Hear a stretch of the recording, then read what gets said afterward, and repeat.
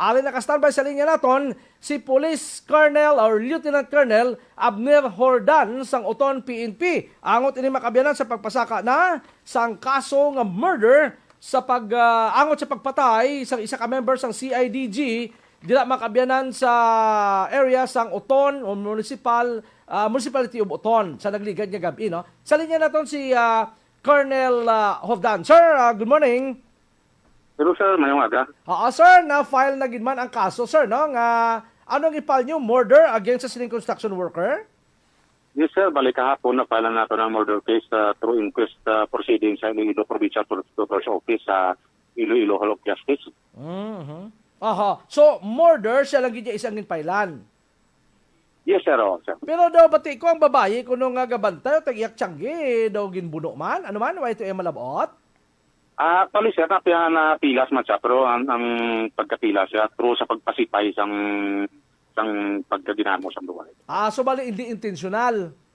Yes sir, Sir, damo balaga pamangkot yung libog ulo nila, paano nga pulis ang gina, may pusil nga nabunan pa siya ka construction worker, kaya naunahan pa siya. Anong natabo, sir man? Pwede mo magtataga diya?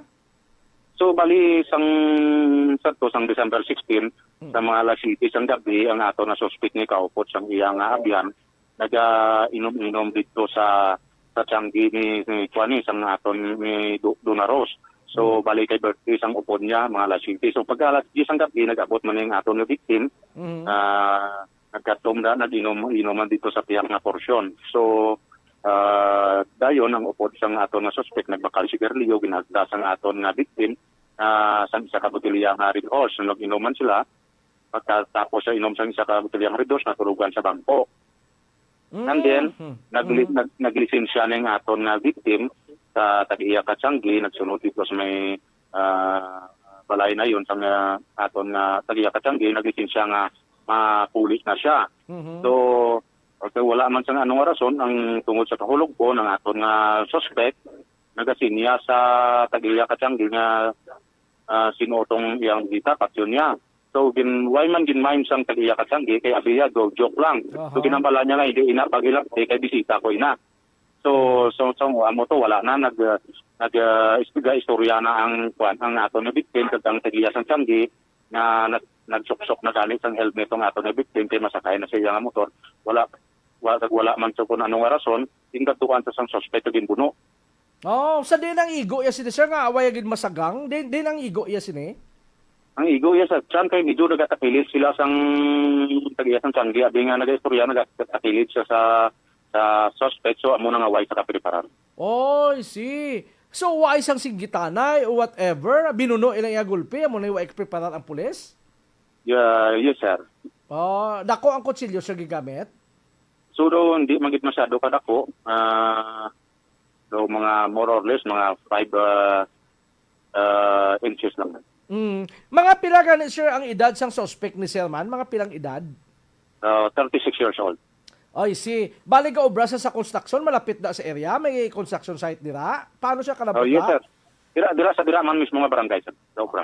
Ay, okay. Si sir, si Staff Sergeant Kalubayan, kado balabag dumagas, ga-board siya? May boarding house sa Splibot?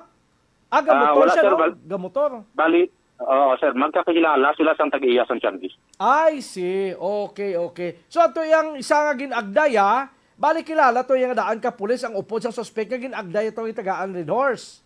Hindi man sir, bali upod to sang suspect na inom. Oo, pero sino naghatag sa Red Horse? Ang pulis? Sa upod? Yes sir, oo. So, bali kilalahay sila yung daan? Hindi man sir, hindi na opiran niya lang siguro. Kay nagbakal man sa Katsanggi, upod mo lang sila pag kinopiran niya. Daw pangamigo, abi? Muna, pangamigo? Yes sir, Pero hubog-hubog na ning duwan di man? Hubog-hubog na, no? Medyo hubog-hubog na sir, kaya according sa aton witness, mga alas 7 pa lang nag-inom sa kay birth dito ang uputo sa natong suspect nga nagbakal sa si Gerlio, tagaan sila sang Tagiya pag isang sumsuman, parang kay dito ng birthday. I see. So bali isa lang nagli kay limnan ang natabuan, lain-lain lang alam Yes isa. sir. Sir, bali sa piyak nga sa kilid nga portion ng isa ka grupo sa piyak man to yung aton na biktima. Okay, so pagbuno, nakabalikid pa ang aton pulis.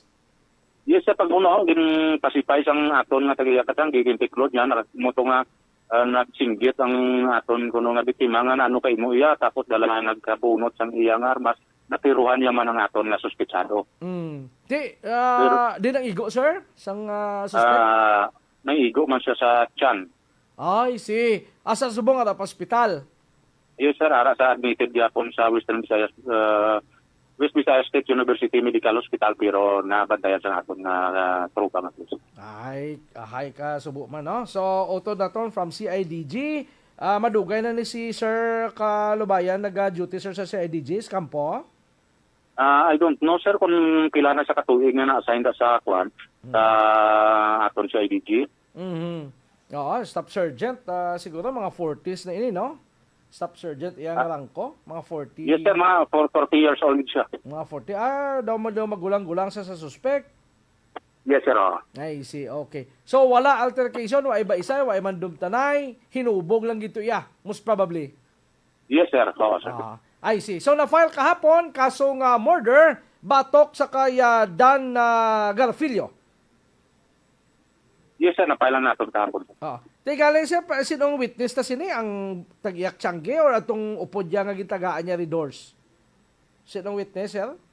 Yes, sir, bali ang witness naton, ang tag-iya mismo sa Tiangge, tagang upod sang suspect. Bali ang nagatagsat ko sa redors, ang upod sang suspect, isang aton na victim. I see, I'm sorry. Ang gitagaan sa redors, amo to ang nag-witness. Yes, sir. Upod mismo sa suspect naton. I see, okay. Sir, thank you very much, sir, sa update. Madamo gig nga salamat, kag may nga. Yes, sir. Ang daming salamat ngayong alas. Natababati kamo sa DYRP 1017 kHz sa Allied Broadcasting Center, JBG Broadcasting Network, kag ini ang Live Radio Iloilo.